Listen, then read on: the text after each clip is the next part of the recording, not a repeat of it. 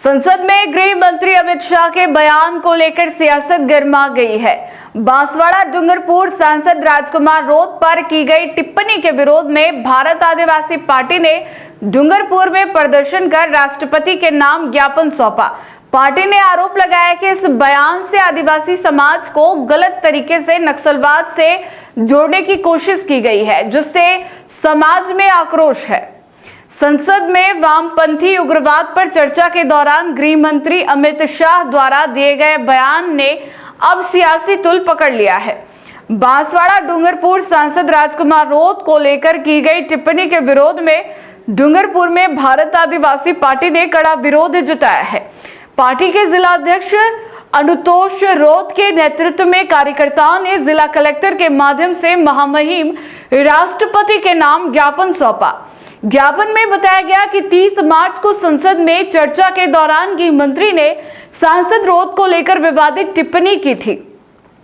ज्ञापन के अनुसार गृह मंत्री ने कहा था कि आप चुनाव लड़कर यहां बैठे हैं, नहीं तो आप भी सरेंडर की लिस्ट में होते।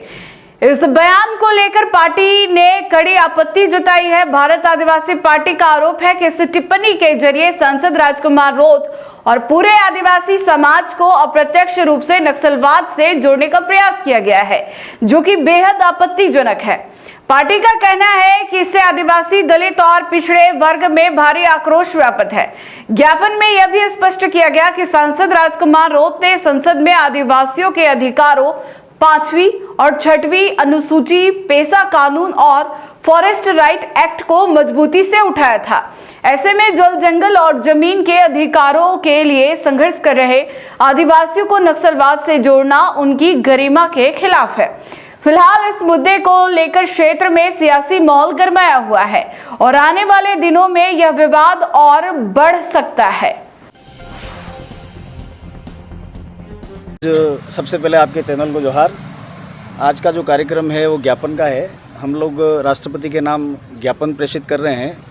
पिछले दिनों सदन के अंदर जहां अपने हक अधिकारों को लेकर के जो चुने हुए जनप्रतिनिधि हैं, सांसद होते हैं, वो अपने एरिया की, अपने ज़िले की, अपने सांसद क्षेत्र की, अपने प्रदेश की, अपने देश की लोगों के बारे में आवाज़ बुलंद करते हैं। वहाँ उस दिन सदन के अंदर नक्सलवाद को लेकर के बात रखा गया था, जिसके अंदर जब राजकुमार जी ने अपनी बात कही, उनके बाद में इस देश के गृह मंत्री, मैं तो कहूँगा चोर, मैं तो कहूँगा डाकू, न जाने इसको कैसे पूरा देश एक्सेप्ट कर रहा है। ये तो गुंडा रहा हुआ है।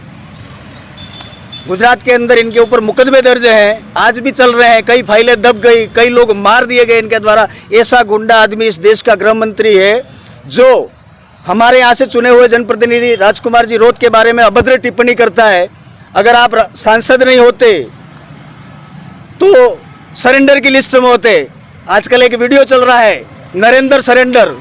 हम तो ये देख रहे हैं, अब सरेंडर ये कौन सा मान रहे हैं हमें नहीं मालूम है, लेकिन जिस तरीके से इन्होंने ये जो भाषा इस्तेमाल करी है, उससे ये लगता है कि इस देश का जो मूल मालिक है, इस देश का जो रहने वाला है, उसको ये नक्सलवाद से जोड़ते हैं, नक्सलवादी मानते हैं। इस देश में अपने हक अधिकारों को बोलने को लेकर के हर आदमी अपनी अपनी आवाज़ को बुलंद करता है, तब किसी को देशद्रोही के नाम से, किसी को आतंकवादी के नाम से, किसी को न जाने क्या क्या करके इनके ऊपर आरोप लगाए जाते हैं। हमारे आपके चैनल के माध्यम से इस गुंडे प्रवृत्ति के आदमी को अपने पद से इस्तीफा दे देना चाहिए। हम तो आपके चैनल के माध्यम से कहना चाहेंगे, इस देश की उस कुर्सी पर बैठा है जहां न्याय की उम्मीद करी जाती है, ऐसा व्यक्ति एक छोटी सी अभद्र भाषा इस्तेमाल करता है, तो हमें लगता है कि आदिवासियों के प्रति उसके दिल में कुछ नहीं है। और भाजपा जहाँ तक पिछले 2 साल से हम लोग देख रहे हैं, भजनलाल सरकार देख रहे हैं प्रदेश की, उसकी क्या स्थिति है। इस देश में रहने वाला आदमी आज सुरक्षित नहीं है, महिला सुरक्षित नहीं है। इस देश की व्यवस्था चरमरा गई है, शासन प्रशासन